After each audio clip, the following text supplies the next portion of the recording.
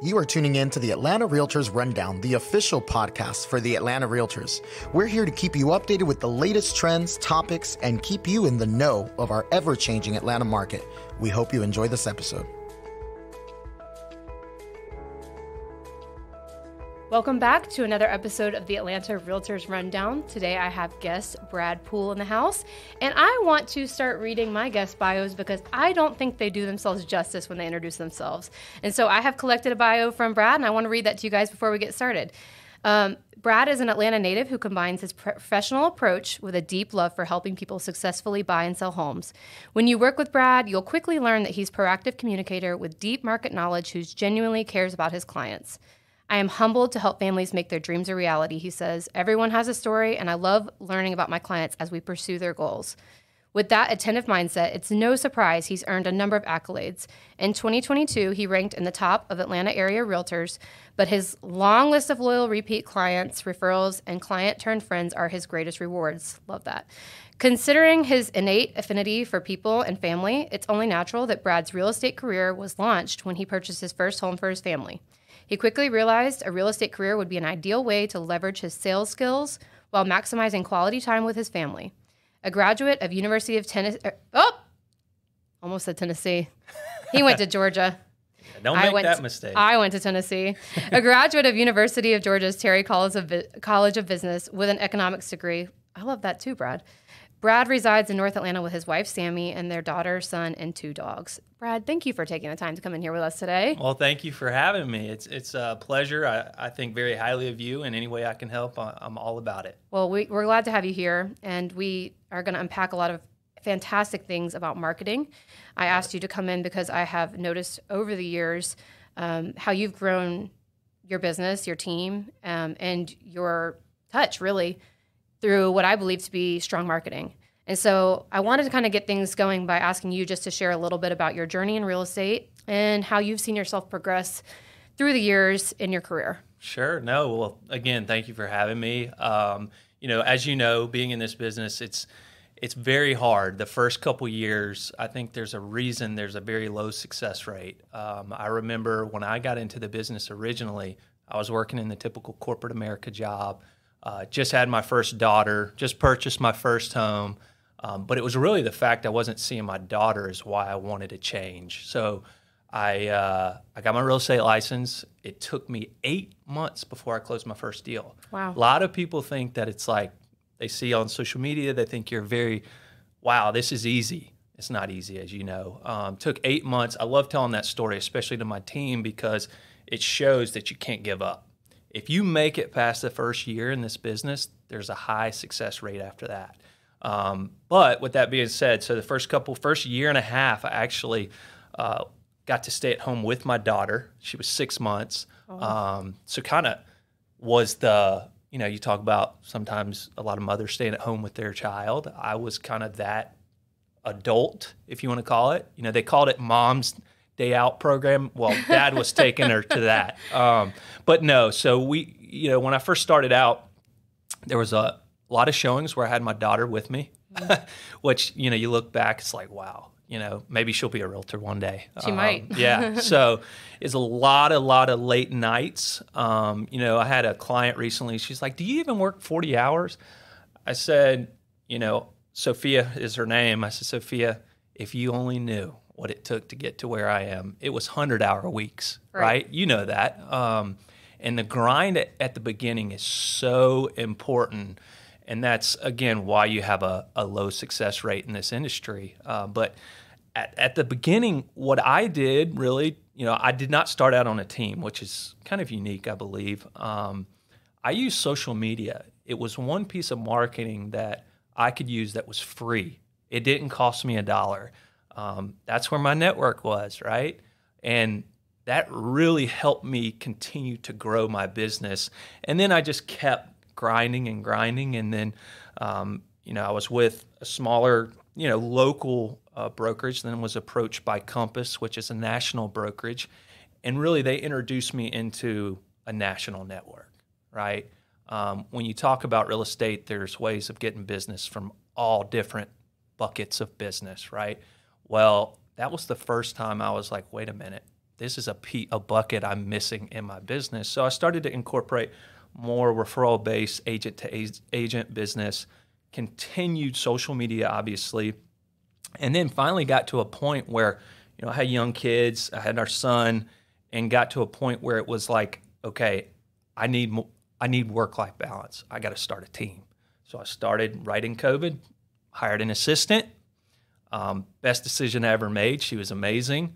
I gave her an opportunity. She was never in the industry before, but she definitely helped propel my business to where it is today. And then we continue to grow, and now there's 5 of us. And I think we have an awesome thing going. We got a great chemistry as a whole, and we're all hard workers. And what's unique about my team, everyone I brought on was brand new. Mm-hmm.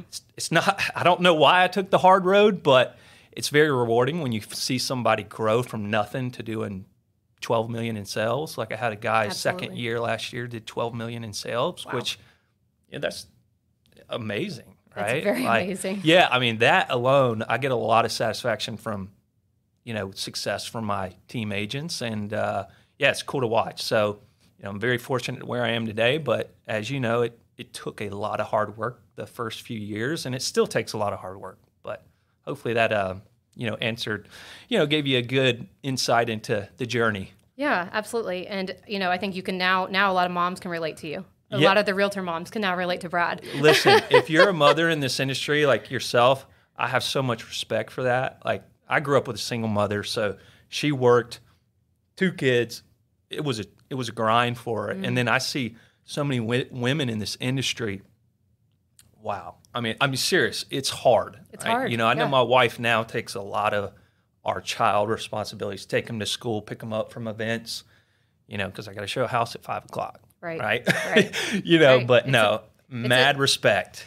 It's an interesting game of balance, or I don't even know if I'd call it that, but it's a lot. That's right. So I love hearing about how you just kind of got started, and, you hit something that I think is so important for people to hear and understand. And I try to tell people this when I talk to them, and you likely do too, as newer agents or people who are interested in coming into the industry, just letting them know that like there's not immediate success in this field. And you might think you're a flop or a failure because you didn't have a closing for 6 months or a year, but realistically, that's really a lot of our experiences. I also had the same experience. I had 1 closing my entire first year, and I came in as an individual solo agent as well. So I feel you on a lot of these spaces. How would you say that coming to the point you've come to now, building the team, having the success that you've had, that your marketing has played a role in that success? What would you attribute the success in marketing correlation? So I think marketing is huge, right? I think marketing, I tell my team, not only we're obviously marketers, we're media companies. Mm-hmm. At the end of the day, this industry is changing, and if you're not creative, you're going to be left behind. I try to incorporate all different aspects of marketing from, obviously social media, very creative videography, even email marketing, the way that you're touching people, things like that. It's very important. But what I learned as I got in this business, or as I continue to grow in this business, is hyper-local focused marketing is key. At the beginning years, I would spend thousands of dollars. Let me farm this random neighborhood. I had it wrong. You've got to be hyper-local, and your local church, your local school, your local newspaper, hyper-local, because those are the people that you're going to be interacting with every single day. Right. And that has truly made a big difference the last few years. So you focused in hyper-locally on your community, your neck of the woods where you do your life. That's exactly right. Right. And so at this point, just one-off question from that, do you shift around a lot of your marketing dollars, or do you have a set amount and a set plan and a set focus each year when you start the year? Yep, we are very focused on our monthly spend. Mm-hmm. We have buckets that we spend our marketing dollars on, and client events are also a big part of that. Right. I think people that aren't doing client events, you're missing an opportunity. Absolutely. One thing we do every year is a Santa event. It's a huge, huge success. And what I've found, I started doing it the year right before COVID, then COVID hit, and it was like everybody was really sad that we didn't get the Santa event. And I was like, okay, well, obviously we had to continue to do this. But the picture, I still get pictures from clients from that first year. You know, these pictures, those clients can keep forever. Right. You know, and that is timeless. It's obviously thoughtful, and I enjoy it because I get to see my clients again. Right. Because in this industry, as you grow, if you're not cultivating these relationships, you'll see that client will sell their house with somebody else. So, you know, you have to stay in touch. That's part of obviously the marketing, but you obviously, you know, I think for me is I love the people I work with, you know, and I staying in touch with them is not a problem. Picking up the phone and calling them, not an email, not a text message, call them. You know, that again, there's not enough of that in this world. Everybody wants to text. Everybody wants to email. I tell my team, pick up the phone. People don't understand what you're saying via text. Right. You know, you can't have a connection via text. And go have coffee, go have lunch, right? I mean, that's all part of our efforts in continuing to grow, meet people. You know, one relationship, one conversation can turn into just lots of business. Absolutely. Right? So, yeah, I mean, that's been a huge part of our, you know, our marketing, our success. You know, we truly try to, you know, the relationships that we have, we try to cultivate them and, you know, obviously keep them. It's important. Very important. Very important. And it is difficult to call every single person every quarter. That's so right. A nice way to have that touch is to give, you know, it sounds like you're giving your clients something of value that they would want to do and experience. Yep. Where you get to touch them and also give them something at the same time. That's wonderful. Sure. So I'm hearing that you do social media marketing. You do, you know, I would say hard mail or real market, what am I trying to say? Farming and material, you know, marketing material, actual physical marketing. That's right. And then you're also honing in on your client and your sphere of influence through marketing to them through events and client events and client relationships. That's right. And you also have been using a lot of video. So share with me a little bit about how you kind of got into the video, you know, how I feel like a lot of newer agents see all these things. I mean, even me, I've done this 13 years. I still see people putting material and marketing, you know, content out. And I'm like, oh my gosh, where do you even start with that? Right. How do I find these people? How do I know who's reliable? How do I know who's going to be a good value? Talk to us a little bit about your video journey, your marketing video journey. Yeah, you know, for me, this real estate world is the most competitive industry. I tell clients that all the time, and you know, everyone wants to ask about your success and why you think you're successful. You know, my position is I've always tried to be creative and different. I tell my team every single day, like, shoot a video. People can connect when they see your face on the video. Totally. And what you'll notice on social media, when you're in the video, when you're speaking, or just in it, B-roll, you're going to get more interactions every single time. People want to see you, you know. They want to see that listing, but they want to see you. So it's different. It's hard. It makes you uncomfortable. I always say, as soon as I get comfortable, I need to do something to get uncomfortable to grow. Right. And video really helped me do that. And I think it's helped me even get listings.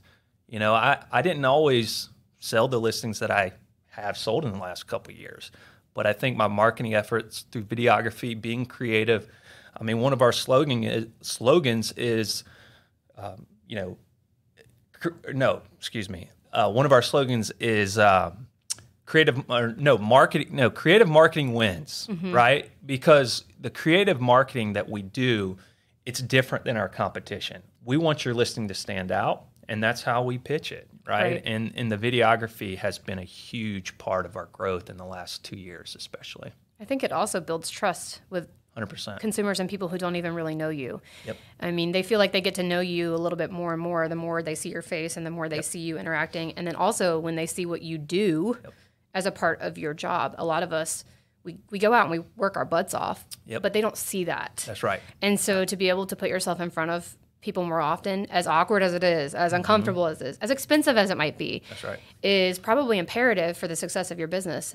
100%. As a younger agent in the business, or as somebody, and I say younger, I don't mean in age, I just mean younger in your tenure in the business. Sure. It's difficult to allocate those marketing dollars when you have one closing in 8 months. That's right. But you hit on something earlier that I think is important, and I would encourage other people to really hone in on, is that there are free outlets. There are ways that you can market as you're getting started that don't cost you a dime.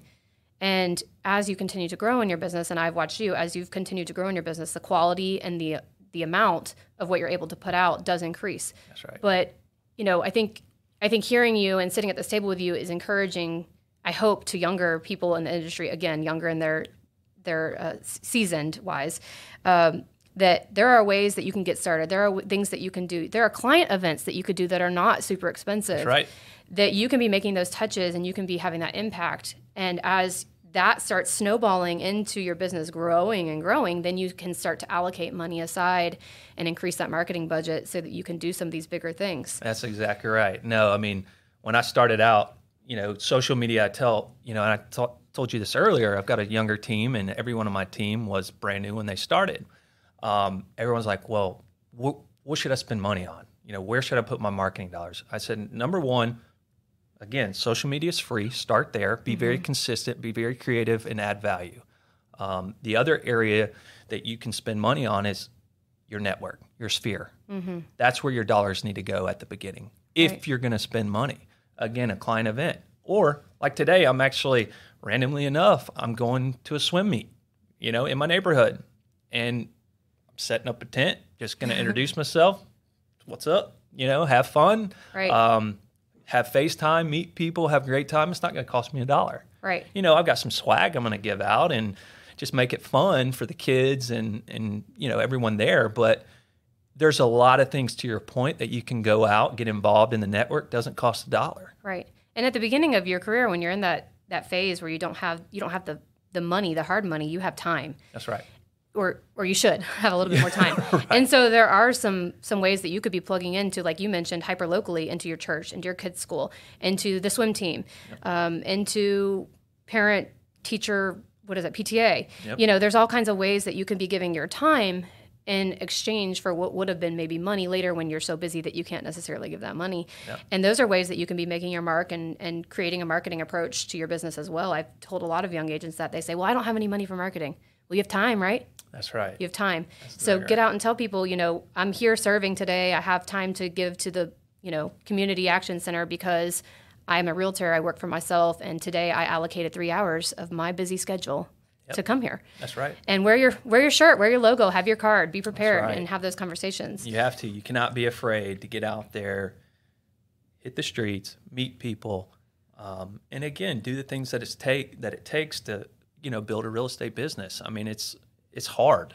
And if you're not willing to put in the work, that's not the industry for you. 100%. Because I'll tell you, I think my history and, my situation, I saw what it took, hard work through my mother and what she did growing up, raising 2 kids by herself. It was, I saw hard work, right? So I'm not afraid of it. And it's a grind. I mean, I tell my team every single day when they have a rough week, a rough deal falls through, listen, it'll get better. This industry's hard. Keep grinding. Get through the first couple years and you'll be shocked, because after year 2 is when you'll start to see people calling you, right, and you not calling them, right? Because that's when you're like, oh, wait a minute, my phone's ringing. That's when I'm doing something right. Yeah, then that's when you have to turn it around and start to be intentional about how you're spending your resources. Is it time or is it money? How are you being intentional about where you're spending your resources? Because now here you go, you're coming into this season or this phase of your career where you're like, oh wow, my phone's starting to ring. Right. Now I've got to make sure that I am not going to leave these other people by the wayside. That's right. That I've been working really hard to cultivate that relationship with because I got a little bit of success. That's right. And I think you've done a great job of that. Thank you. So just to continue on this marketing spin, where have you been able to source your inspiration? Or I know you said creativity is so important to you, and I think creativity is something that, has to come from you. Yep. But surely you have some people that you're looking to, some inspirations, some sources that you kind of watch or pay attention to that spark that creativity for you. Yeah, so, I think in the Instagram world, you can follow as many realtors as you possibly want. I think the realtor community, though, the people that are constantly putting out content, putting out videos, being engaged with their audience, those are the people I'm watching. There's someone within Compass, the Snapping Realtor. He's a good friend of mine, and he's got a great following, and I watch what he does. He's very authentic. There's a lot of them out there, but for us, we're trying to lead the charge in the creativity piece. When I start to see people kind of doing some of the stuff we're doing, it's a sign that we're doing something right. When people start to kind of, if you want to say copy some of the stuff you're doing something right. And again, I think, you can continue to grow every single day. Even being here on this podcast, right? We're being videoed. Yes. It's fantastic because that's the future. Video is the future. And continuing to be able to be creative on how we're going to position listings, how we're going to position, our client's home, it's crucial. And how competitive this market is. If I'm doing an in-person video of your listing, that seller may hire me over somebody not. So I'm trying to, that's another aspect of being different and creative, and just trying to grow every single day and learn from, anyone that's doing it better than you. Right. Are you drawing any inspiration or any motivation in your marketing efforts through that hyperlocal component? Are you watching things happening in your community and saying, we've got to hit on that, we've got to touch on this, we've got to promote this, we've got to point people to this? 100%. Yeah. Local developments, any local events, we do it. Every week we put out a local events calendar on our social media. So I think that's very important. We just started doing advertising with, the Downtown Alpharetta concert series. Nice. That's a really cool local event that has been successful, and we've had people reach out. Hey, I saw your, team photo and logo, on Friday night. Right. That's again, little stuff like that. That's hyper local. It pays off, right? Because again, at the end of the day, you want to invest in your community, because the more face time you see with people that and that brand recognition, it's the better for your business, right? And I mean, it's crucial. Right. It likely makes your clients proud, and it's a talking point too. If they're out with their friends, oh yeah, look, there's my realtor's logo. They sponsored this event. Oh dang. Exactly. No, exactly. I mean, it's the social piece, the videography piece combined together, and going after hyper local. That's the key. I think it really is, and it will help your business because, people within your community, they need to know you. Right. And if they don't, you're probably not getting a phone call. That's exactly right. Right. Yeah. It's so interesting. There's just so much out there. Like you said, you could follow as many Instagram accounts, I don't do TikTok. I'm not that cool. But there are a lot of people on TikTok, Facebook, Twitter, whatever it is, that are making moves, that are doing things. And we see this, I think, that it's easy for us in our industry. Like you said, it's super competitive. It's fast paced. It's always changing. Your day could go from a 100 to a 5 in like 2 seconds. So true. And people, they don't see that, but the people in this world that operate here do. We all see it. And there's a lot of comparing yourself, I think, and there's a lot of distraction. And so I have found that I have to kind of put my blinders up and say, like, I can't look at what everybody else is doing. I have to do what I know to do and do it well, and not either compare myself or not try to do that. And what I love about what you're sharing with us is how you've focused in, you've honed in with your team on what you need to be doing, what's effective, which is the hyper-local effort, which is the type of marketing that you're utilizing. And you guys have said, we're going to do this, we're going to do it well, and we're going to be creative. You have a very clear, concise plan for your team, for your marketing, and a focus. And I think a lot of realtors really miss that piece, that focus piece. They're scatterbrained, right?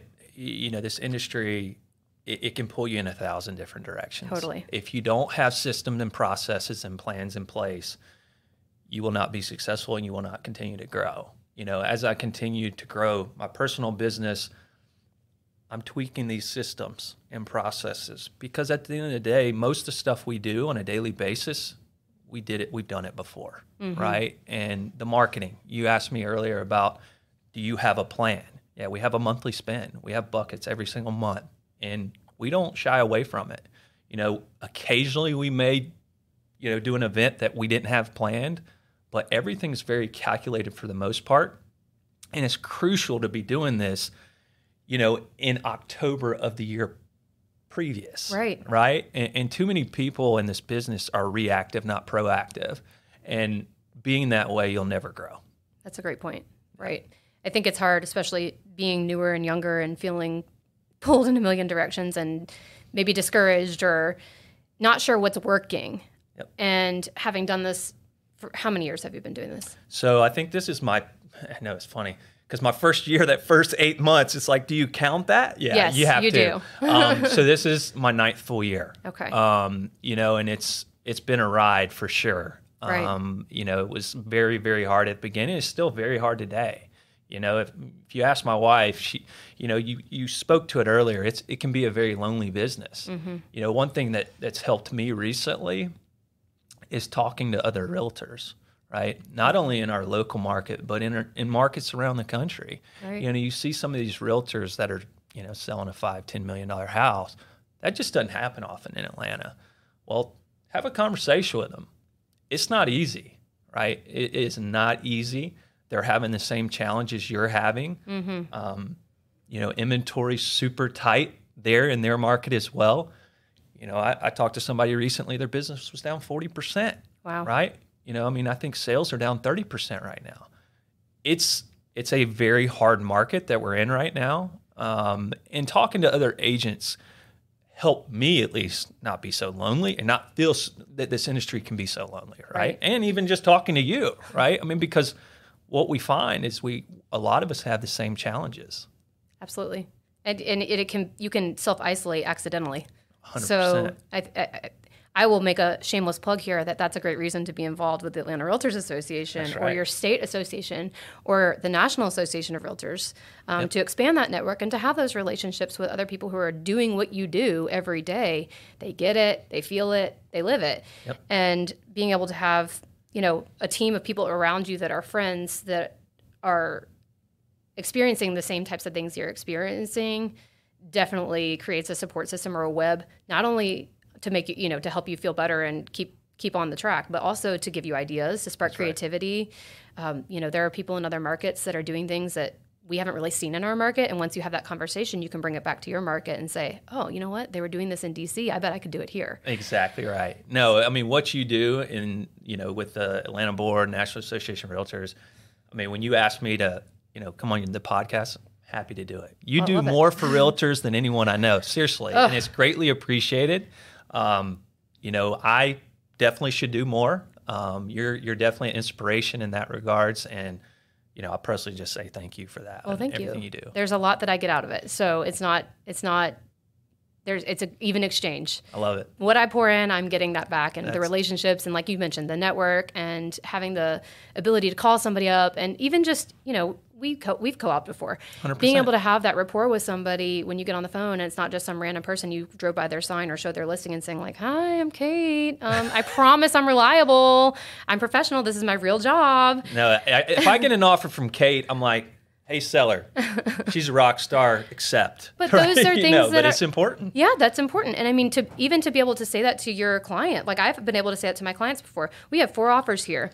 3 of them are really great. One of them that's comparable to the other 2, I know the agent very well. They're reliable. They've been doing this a long time. They're organized, and they're going to get to the closing table. Yep. You determine what you want to respond to, but I just wanted to let you know my notes. 100%. It's funny you say that because I'll never forget this 2 years ago. I had a seller, we're sitting at closing, multiple offer situations. She said, the reason we went with your offer is because of how organized your email was on the offer. I said, by my email? Mm-hmm. That's why you accepted our offer? 100%. You were very, very organized, very well thought out. Everything was, identified in that email, very easy to read. And I was like, you know what? Well, that makes me feel good. Thank goodness for my client. But my client was sitting right there. Right. That client's already sent me 2 referrals. Right. So being organized, calculated, you'd be surprised how it pays off. I never thought that seller would say that at a closing table. I've had a similar incident. So Yeah, I mean, it makes a big difference, and being professional is very important and organized and reliable. 100%. Well, let's close this with one last question. I want to ask you, what are your marketing specific goals for the future? Where do you see yourself going with this? What are your expectations and desires for your team centered around marketing? Great question. For our marketing, what I want to do is to continue to grow our brand. I want my team to continue to grow their personal brand within their networks. And I want to continue to see them grow, right? Like I love that I've grown to where I am today, but I get a lot. I'm very excited to see when I see my team succeed, right? I think I talked to you earlier about it. The first realtor I hired on my team, he's very successful. Last year did amazing business and in just 2 short years in the industry, right? And being able to be that mentor to these agents, it's so rewarding because, when 10 years from now, I will still have that relationship. Mm-hmm. And that's what it's about at the end of the day. Like, I do want to continue to grow, but what's most important to me is seeing my team succeed, work-life balance, and continuing to grow the Brad Poole group, but grow it the right way, hyper-local. I want my community to know who we are. I want to know that we represent what we represent. And that we're there for support. Like if people need us, I love trying to give back my time through different efforts. And, at the end of the day, that's what is most important. Our businesses, thankfully, you and I, we're in a good spot. But how we impact our community, how we impact our kids, that's what matters. Everybody talks about numbers and volume. That will come. But do what's right. Give back to your community. Give your time and have fun while you're doing it. That's wonderful. Thank you so much, Brad. I really appreciate Thank you for having me. Everything that you contributed today through the podcast. And if anyone was inspired or touched or has questions, we'll put your contact info and I'll ask them maybe to put your bio in the bottom of the podcast description, and they can reach out to you on social media. Social media, call me. I'm an open book. Again, I'm happy to help any way I can. Well, thank you so much. Thanks, Kate. All right. Thank you for tuning in to the Atlanta Realtors Rundown. Please subscribe, and for more information on how to get engaged, check us out at atlantarealtors.com. We look forward to having you join us for the next episode.